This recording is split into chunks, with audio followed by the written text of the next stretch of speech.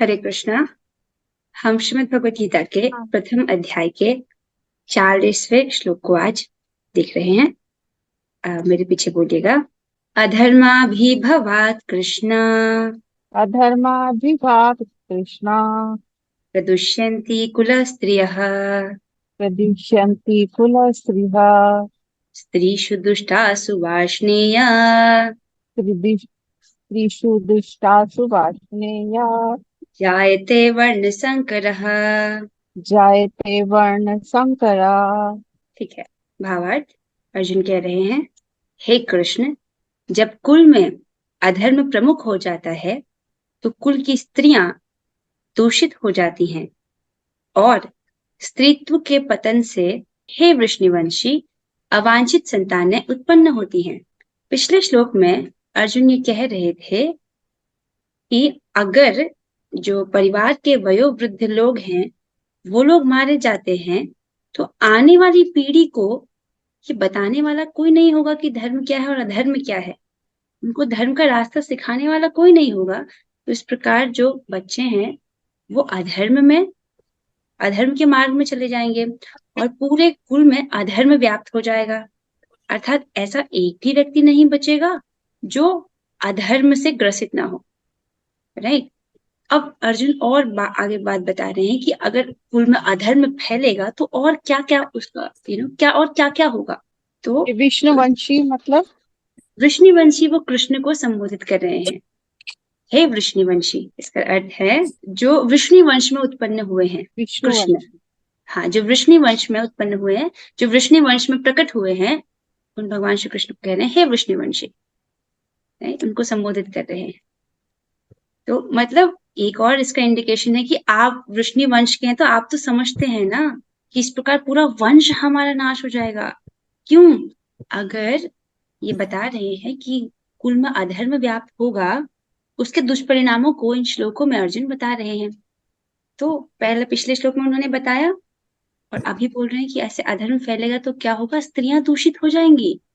अर्थात जो गलत पुरुष हैं उनका संग कर लेंगे और ऐसे क्या होगा, अवांछित संतानें उत्पन्न हो जाएंगी। पूरे समाज में क्या होगा, अनवांटेड चिल्ड्रन की बाढ़ आ जाएगी। राइट। और ऐसा होगा, क्या होगा, पूरा वंश का नाश हो जाएगा। समझ रहे हैं? अर्थात कि ये जो शब्द जो अर्जुन यूज करते हैं ना, उन सबका एक अर्थ है। तो वृष्णिवंशी है ना, तो इस प्रकार तो हमारा वंश का नाश हो जाएगा। आप समझिए। ठीक है। अभी क्या बोल रहे हैं इसको थोड़ा और गहराई में समझते हैं। अगर इस प्रकार की अवांछित संतानें समाज में हैं, राइट, तो ऐसी जो संतान है वो वर्णाश्रम के नियमों का पालन नहीं करते हैं तो फिर क्या होगा, पूरे समाज का पतन हो जाता है। उसको हम आज अच्छे से इस कॉन्सेप्ट को समझेंगे। चलिए टीका टीका पढ़ते हैं तो आपको और अच्छे से समझ आएगा। जीवन में शांति, सुख तथा आध्यात्मिक उन्नति का मुख्य सिद्धांत मानव समाज में अच्छी संतान का होना है। आप एग्री करते हैं इस बात से? बेटा, अगर हमको जीवन में शांति चाहिए, सुख चाहिए, आध्यात्मिक उन्नति चाहिए तो उसका मुख्य सिद्धांत है कि मानव समाज में अच्छी संतान हो। अच्छी संतान मतलब क्या? बच्चे तो बचपन से अच्छे होते हैं। कैपेबल हो, संस्कारी हो। हाँ, इसका क्या अर्थ है, इसको ना पिछले वाली बातों से कनेक्ट करते हैं। ठीक है। तो आप इस बात से like this is true, right. अगर हमारे समाज में जो संतान है वो अच्छे है तो दिस इज ऑटोमेटिक कि पूरे समाज में शांति, सुख और आध्यात्मिक उन्नति होगी। अभी अच्छी संतान का क्या अर्थ है? बच्चे तो सारे अच्छे होते हैं। राइट। अब इसको थोड़ा समझते हैं। जैसे कि हमने पिछली क्लासों में इसको देखा था कि अगर मृत्यु होती है तो व्यक्ति का केवल शरीर छूटता है, बाहर का स्थूल शरीर छूटता है। उसका जो सूक्ष्म शरीर है जिसमें उसके पिछले सभी जन्मों के अच्छे और बुरे कर्मों के संस्कार हैं वो उसके साथ जाता है आगे। राइट। और क्या क्या होता है उसमें, उसने जो भी अपने एक्शंस के द्वारा जो सतोगुण रजोगुण तमोगुण कमाए हैं वो उसके चित्त में व्याप्त रहता है। ठीक है। अब अगर उस व्यक्ति ने ये जो जो बच्चे के रूप में आज जन्मा है, इसने पूर्व जन्मों में सतोगुणी मतलब ऐसे कुछ कर्म किए हैं जिससे सतोगुण का अनुशीलन किया है, तो ये सतोगुणी चित्त वाला व्यक्ति होगा। राइट। या इसने ऐसे कुछ कर्म किए होंगे जिसने रजोगुण बहुत ज्यादा कमाया है, तो रजोगुणी चित्त वाला व्यक्ति बच्चा होगा। या इसने अपने पिछले जन्मों के कर्मों से तमोगुणी चित्त को कमाया है, राइट, ऐसे कार्य किए हैं जिससे तमोगुण का संपर्क हुआ है, तो ये तमोगुणी चित्त वाला बच्चा होगा। इस शरीर में, इस जन्म में आप उसका बस केवल नया स्थूल शरीर देख रहे हो, लेकिन उसका लिंग शरीर, उसका जो सूक्ष्म शरीर है वो पिछले कई जन्मों से है। ठीक है, तो यहाँ पर अब इसको थोड़ा आगे समझिए। अच्छी संतान का अर्थ है उच्चतर चेतना वाली संतान, कोई पुण्यात्मा जिसने पिछले जन्म में अच्छे कर्म किए हैं, तभी तो उसकी जो चित्त है वो उच्चतर होगी। समझ रहे हैं, जैसे हमने समझा था यहाँ पर, राइट, उच्चतर चेतना हो जिसकी। अब इसको अब समझिए, अगर ऐसा नहीं होगा तो कैसा होगा। अगर समाज में राजसिक और तामसिक चित्त वाली संतानें होंगी तो जीवन में शांति, सुख और आध्यात्मिक उन्नति के पथ पर बाधा आएगी। समझ रहे हो इसको। अगर अच्छी चेतना यानी उच्चतर चेतना वाली संतानें हैं तो शांति, सुख और आध्यात्मिक उन्नति होगी। अगर ऐसा नहीं है, राजसिक और तामसिक चित्त वाले संतानें हैं, तो इन चीजों में बाधा है, क्योंकि तामसिक चित्त वाले जो बच्चे होंगे वो आलसी होंगे, अज्ञानी, उनको कोई अच्छी बात बताओगे तो उनको अच्छा भी नहीं लगेगा। नहीं, राजसिक चित्त वाले, उनको आप कुछ भी दे दो, they will never get satisfied. जैसे बहुत सारी इच्छाओं वाले राजसिक, वेरी वेरी एजिटेटेड माइंड। तो थोड़ा ऐसे समझते हैं, भगवान को कहते हैं अर्जुन से अध्याय 14 में 6, 7, 8 में वो बताते हैं कि सतोगुण, रजोगुण और तमोगुण अगर किसी में है तो उस व्यक्ति में कैसा गुण होता है। भगवान कहते हैं, हे निष्पाप, अर्जुन को बोलते हैं, सतोगुण अन्य गुणों की अपेक्षा अधिक शुद्ध होने के कारण प्रकाश प्रदान करने वाला और मनुष्य को सारे पाप कर्मों से मुक्त करने वाला है। जो लोग इस गुण में स्थित होते हैं वे सुख तथा ज्ञान के भाव से बंध जाते हैं। दिस इज इंपॉर्टेंट, बंध जाते हैं। But let's even come to this point कि जो सतोगुण है वो सुख और ज्ञान, दिस इज सतोगुण। ठीक है, लेकिन ये थोड़ा और हम टेक्निकली समझेंगे कि हर एक गुण क्या है, प्रकृति की एक रस्सी है। सतोगुण सोने की रस्सी है, रजोगुण चांदी की रस्सी है और तमोगुण लोहे की रस्सी है। राइट, मतलब सोने की चेन, सिल्वर की चेन और ये लोहे की चेन। तो नॉर्मली मतलब जो भी है चेन है, तो भी तो हम बधे ही है ना इस संसार में। फिर भी हमको बताया जाता है कि mode of operation should be सतोगुण, कि हमको सतोगुण में ऑपरेट करना है। तो जो लोग इस गुण में होते हैं वो सुख और ज्ञान के भाव से बच जाते हैं। ठीक है, और जो रजोगुण है उस ऐसे लोगों में क्या है, हे कुंती पुत्र, रजोगुण की उत्पत्ति असीम आकांक्षाओं तथा तृष्णाओं से होती है। मतलब अनलिमिटेड डिजायर्स, एक की बाद एक इच्छाएं जो खत्म ही नहीं हो रही हैं, और तृष्णा है, मतलब और चाहिए और चाहिए, मतलब सेटिस्फाई ही नहीं हो रहा व्यक्ति। और इसी के कारण से यह देहधारी जीव सकाम कर्मों से बंध जाता है। ठीक है, तो रजोगुण में क्या है, असीम आकांक्षाएं और तृष्णाएं। अच्छा, तमोगुण का क्या गुण है। तमोगुण में व्यक्ति कैसा होता है, हे भरत पुत्र, तुम जान लो कि अज्ञान से उत्पन्न तमोगुण समस्त देहधारी जीवों का मोह है। मोह को आप आसान शब्द में ये समझिए, बुद्धि के सामने एक ऐसा धुंध जिसके कारण बुद्धि डिसाइड नहीं कर पाती कि सही और गलत क्या है। अगर आपके समक्ष धुंध हो तो आप अपने आंखों के सामने जो गड्ढा है उसको भी नहीं देख पाओगे। ऐसे ठंडियों में हो जाता है ना एकदम कोहरा, बहुत तेज कोहरा हो जाता है, तो उसको बोलते हैं मोह। इस गुण के प्रतिफल पागलपन है। पागलपन यानी प्रमाद, प्रमाद अर्थात लापरवाही करना, आलस तथा नींद जो बद्ध जीव को बांधते हैं। इन शॉर्ट हमने देखा कि सतोगुण क्या है, सुख और ज्ञान। ठीक, रजोगुण असीम आकांक्षाएं तथा तृष्णाएं। ठीक है, और तमोगुण अगर व्यक्ति में है तो पागलपन अर्थात प्रमाद अर्थात लापरवाही करना, आलस और नींद। ठीक है, इस प्रकार के गुण। अब जो बच्चा आया है उसमें उसकी चेतना किस प्रकार की चेतना है, ऐसी इस प्रकार से बोला, अच्छी अच्छी संतान। अगर तमोगुणी संतान पैदा होगी तो कैसी होगी, आलसी, पागलपन, एकदम लाइक आप उनको कुछ अच्छी बात भी बोलोगे तो उसको एक्सेप्ट नहीं कर पाएंगे वो। और रजोगुणी तो असीम आकांक्षा वाली, एकदम एजिटेटेड जिनका माइंड रहता है हर वक्त। और सतोगुणी संतान होगी तो शांत, यू नो, वो आप उनको ये उच्चतर ज्ञान की बातें समझाओगे तो वो कैच कर लेंगे उसको। तो यही बताया जा रहा है यहाँ ये वापस कि जीवन में शांति, सुख तथा आध्यात्मिक उन्नति का मुख्य सिद्धांत मानव समाज में अच्छी संतान का होना है।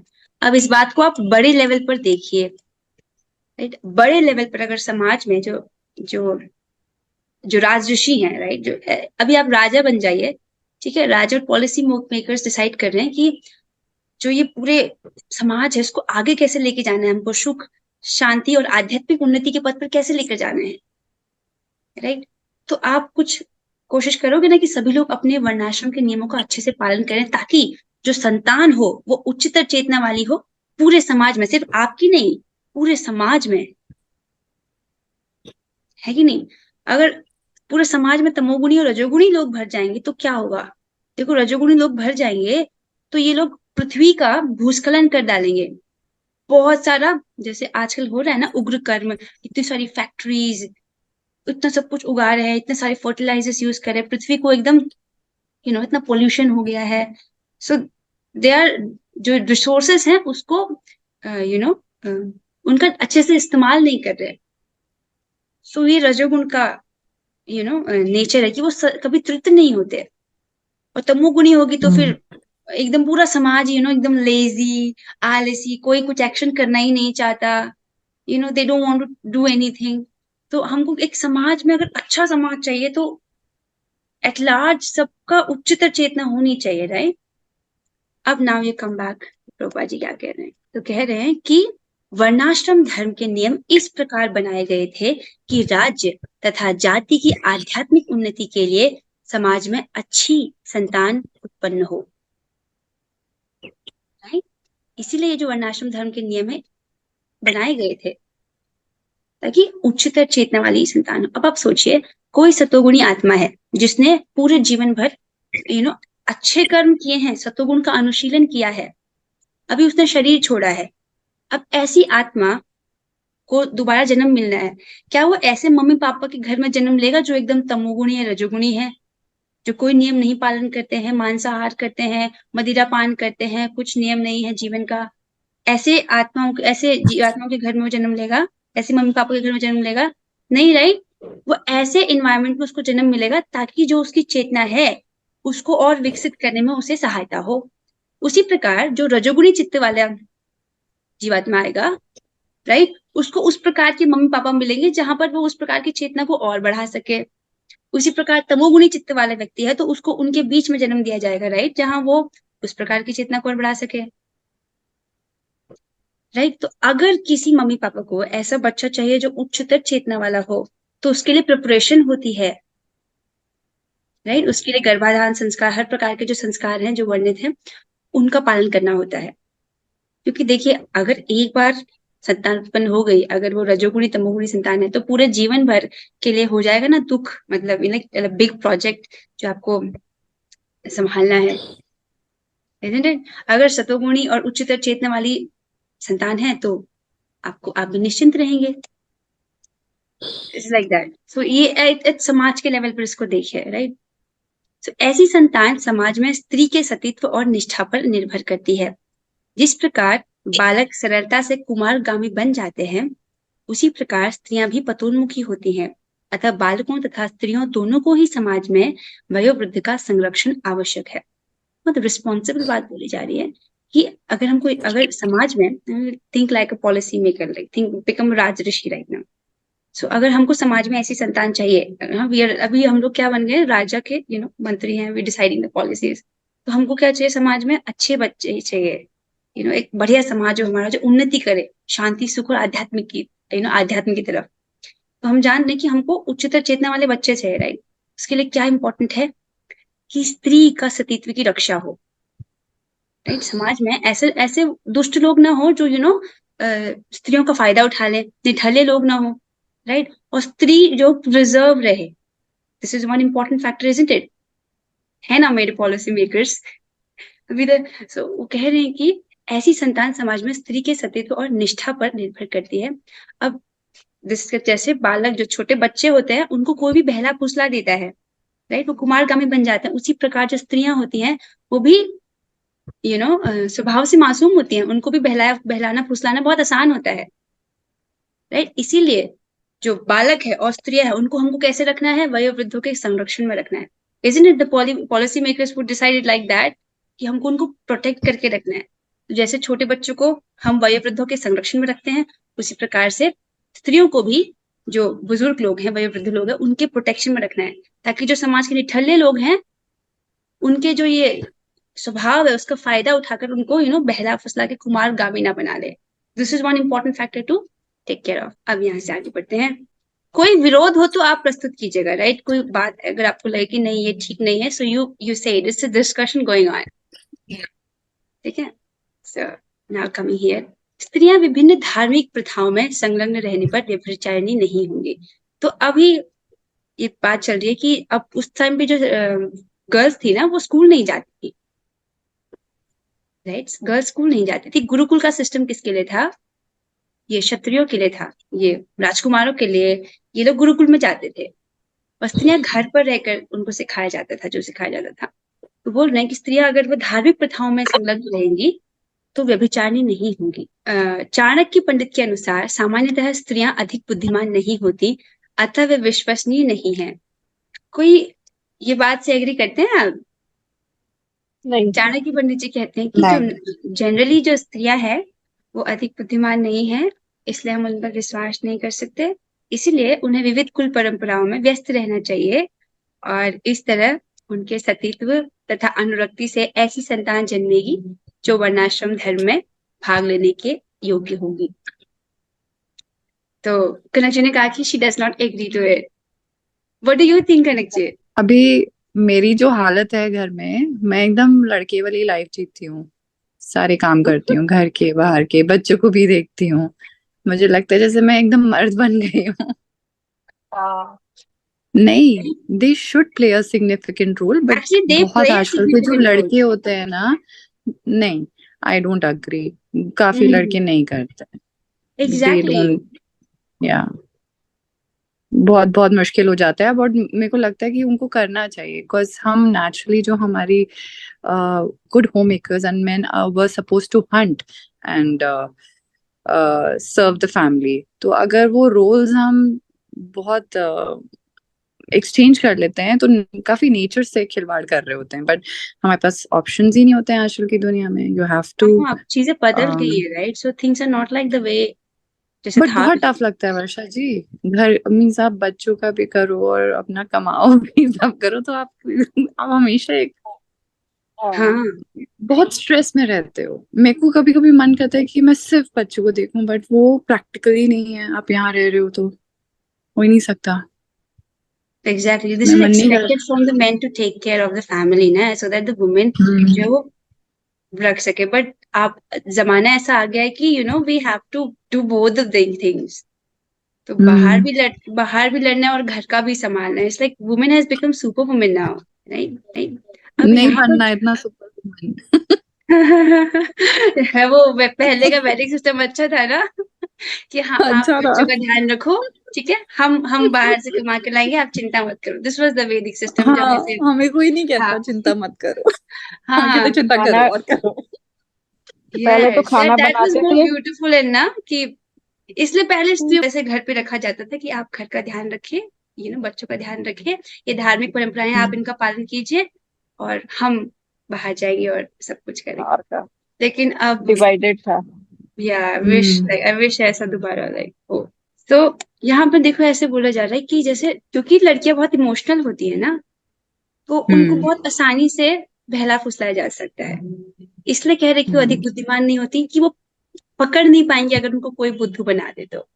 इसलिए उनको ट्रू। हमको बिजी रखना चाहिए ताकि वो धार्मिक अनुष्ठानों में वहां रहें, वहां बिजी रहे, ताकि कोई और ये ऐसे निठल्ले लोग उनको फ्री रहेंगे। अगर वो बाहर जाएंगी तो ऐसे लोगों को मौका मिल जाएगा ना, तो यहाँ वो बिजी रहे अपने कामों में, और ताकि इससे क्या हो, ऐसी संतान जन्म हो जो वर्णाश्रम में भाग लेने योग्य हो। वर्णाश्रम में भाग लेने के लिए कैसी संतान चाहिए? तो उच्चतर चेतना वाली चाहिए। आई विश ये वैदिक सिस्टम वापस आए। It's nice. ऐसे वर्णाश्रम धर्म के विनाश से यह स्वाभाविक है कि स्त्रियां स्वतंत्रता पूर्वक पुरुषों से मिल सकेंगी और व्यभिचार को प्रशय मिलेगा, जिससे अवांछित संतानें उत्पन्न होंगी। जब ये कह रहे हैं कि वर्णाश्रम धर्म अगर विनाश हो जाता है तो कोई नियम नहीं है, लड़के लड़कों से मिल सकते हैं, लड़के लड़कों से मिल सकते हैं, there no rules they are following. तो क्या होगा, व्यभिचार को प्रशय मिलेगा और फिर क्या होगा, अनवांटेड चिल्ड्रन जिससे आएंगे। अगर अनवांटेड चिल्ड्रन होंगे तो क्या होंगे, अगर जो निठल्ले लोग हैं, इसको अगले श्लोक में बताएंगे, अगर अनवांटेड चिल्ड्रन अगर समाज में हो जाते हैं तो क्या होगा, उसको अगले श्लोक में अर्जुन बोलेंगे। निठल्ले लोग भी समाज में व्यभिचार को प्रेरित करते हैं। तो ऐसे लोग हैं जिनका कोई लक्ष्य नहीं जीवन में, कुछ नहीं करना उनको, ये लोग समाज में क्या करते हैं, व्यभिचार को प्रेरित करते हैं। और इस तरह क्या होता है, अवांछित बच्चों की बाढ़ आ जाती है, अनवांटेड चिल्ड्रन की, मतलब जैसे शादी नहीं हुई है और बहुत सारे बच्चे हैं, तो इस प्रकार अवांछित बच्चों की बाढ़ आ जाती है, जिससे क्या होता है, मानव, अभी हमको बिगर लेवल पर देखना होगा ना, ऐसा बिगर लेवल पर अगर ये चीज हो रही है, जिससे मानव जाति पर युद्ध और महामारी का संकट छा जाता है। देख रहे हो, अगर समाज में अवांछित बच्चे आ जाते हैं तो in the society at a bigger level, तो युद्ध और महामारी का संकट छा जाता है। क्या हम देख रहे हैं आजकल युद्ध होता है और महामारी का संकट तो छाया ही हुआ है, इज इट? लाइक अभी तो रशिया और यूक्रेन में हुआ था, is it still going on that war, मतलब युद्ध। तो और क्या होता है, महामारी, ये सब, इसका ये महामारी का क्या कनेक्शन है इससे? युद्ध तो समझ आ रहा है कि चलो, ये अगर राजसिक और तामसिक मेंटालिटी वाले बच्चे होंगे समाज में तो ज्यादा बुद्धिमान नहीं होंगे और छोटी छोटी बातों में लड़ मरेंगे, इजंट इट? ये जो सतोगुणी व्यक्ति शांत होता है, वो युद्ध नहीं, वो लड़ना नहीं चाहता, शांति से बैठना चाहता है, अपना अपना भक्ति करेंगे, दे हैप्पी देयर। अबे महामारी का क्या कनेक्शन है, ये वाली बात समझ आई, महामारी का क्या कनेक्शन है इस बात से? We have less time. ठीक है, एक्चुअली क्या होगा कि इस प्रकार के अगर बच्चे होंगे, संतानें, तो वो वर्णाश्रम के नियमों का पालन नहीं करेंगे, राइट? यानी कि धर्म के पथ पर नहीं चलेंगे, धर्म का पालन नहीं करेंगे। और अगर बेसिकली जब अगर ये राजसिक तामसिक प्रवृत्ति वाले चित्त वाले लोग ज्यादा होंगे तो ये लोग पाप कार्य में प्रवृत्त होते हैं। तो एक बड़े लेवल पर समाज में पाप हो रहा है, जैसे गाय कट रही है, तो गाय कट रही है तो पूरे समाज को उस पाप को ढूंढना पड़ेगा, और वो पूरा का पूरा जो रिएक्शन है वो सब पूरे समाज को सफर करना पड़ेगा इन द टर्म्स ऑफ महामारी या बाढ़ आ गया, भूकंप आ गया, क्योंकि जो नेचर है उसमें ये रिएक्शन हमको झेलना पड़ता है।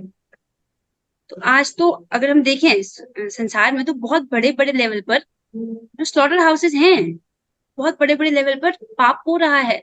सिर्फ गाय के विषय में क्यों देखें, ये जितना भी ये नॉनवेज इंडस्ट्री है, इतने लेवल पर पाप हो रहा है, तो ये सारा रिएक्शन पूरी सोसाइटी को सफर करना पड़ेगा। वो इस प्रकार आता है, महामारी के रूप में, भूकंप के रूप में, बाढ़ के रूप में, ठीक है, इसको आदिदैविक क्लेश कहते हैं, ये भी सफर करने पड़े। तो इससे आगे है कुछ, आई थिंक दिस वी तो इससे हमें समझ आता है कि सतोगुण का अनुशीलन जरूरी है जीवन में, isn't it? ताकि अच्छी संतान प्राप्त करने के लिए भी तो मम्मी पापा को सतोगुण का अनुशीलन करना पड़ेगा, ताकि जो जीवात्मा, जो बच्चा आ रहा है, वो उसको इस प्रकार का एनवायरनमेंट मिले कि वो अपने सतोगुणी चित्त को और विकसित कर सके, ठीक है? तो with this let's end the class here. काफी कंट्रोवर्शियल क्लास थी आज की, सो you presented very nice argument, Kanak ji.